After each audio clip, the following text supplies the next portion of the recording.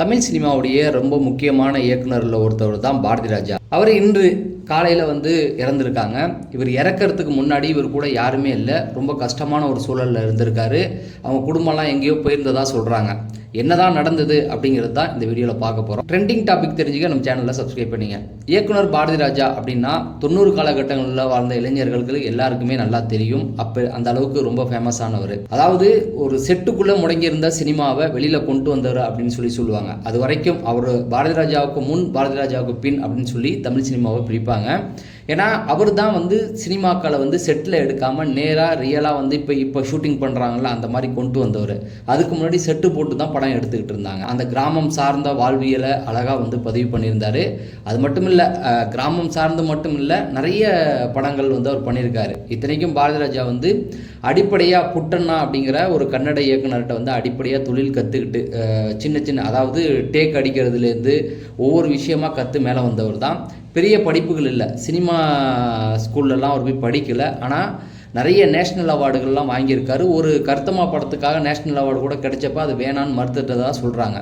சரி, இப்படிப்பட்ட இயக்குனர் அந்த காலகட்டத்தில் வந்த எல்லா இயக்குனர்களுக்கும் ஒரு இன்ஸ்பிரேஷன் சொல்லலாம். அவரை பார்த்து படம் பண்ண வந்தவர்கள் நிறைய பேர் இருக்காங்க. ஆனால் இன்றைக்கி எப்படி மணிரத்னம் இருக்காங்க இல்லையா, மணிரத்னம்லாம் அவரை பார்த்து வந்தவர் தான். அந்த அளவுக்கு ஒரு முக்கியமான ஒரு இயக்குனர். கடந்த வருடம் அவருடைய மகன் மனோஜ் பாரதி ராஜா இறந்திருந்தார்.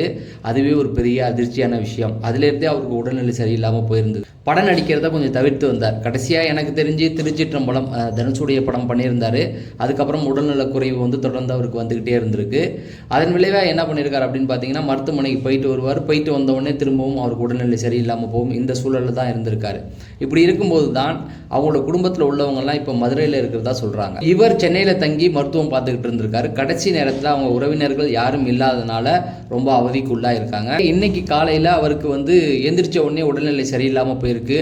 அதாவது அவருடைய உதவியாளர்கள் மருத்துவரை அணுகியிருக்காங்க. மருத்துவர்கள் இல்லை, அவருக்கு ரொம்ப மோசமான நிலைமையில் இருக்கார், கண்டிப்பாக இறந்துருவார் அப்படிங்கிற ஒரு செய்தியை சொல்லியிருக்காங்க. அவர்கள் எல்லாம் ரொம்ப திணறிருக்காங்க, உறவினர்கள் யாரும் பக்கத்தில் இல்லாததுனால. சமீபத்தில் அவருடைய நண்பர் கூட இன்டர்வியூ கொடுத்து கண்ணீர் விட்டு அழுதுருந்தார். ஏன் கடைசி நேரத்தில் விட்டுட்டு போனீங்க, ஏன் எங்கே போனீங்க அப்படின்ற மாதிரி. பட் எது இருந்தாலும் பாரதி ராஜா அவர்கள் இன்றைக்கி இறந்துட்டார் அப்படிங்கிறது தான். சரி, பாரதி ராஜா இருந்தாலும் அவருடைய படங்கள் இன்னமும் பேசப்பட்டுக்கிட்டு தான் இருக்குது. நீங்கள் பாரதி ராஜா பற்றி கேள்விப்பட்டிருக்கீங்களா? பாரதி ராஜா படங்களில் உங்களுக்கு என்ன படம் பிடிக்கும் அப்படிங்கிறத கமெண்ட் செக்ஷனில் சொல்லுங்கள். நம்ம அடுத்த வீடியோவில் சந்திப்போம். நன்றி, வணக்கம்.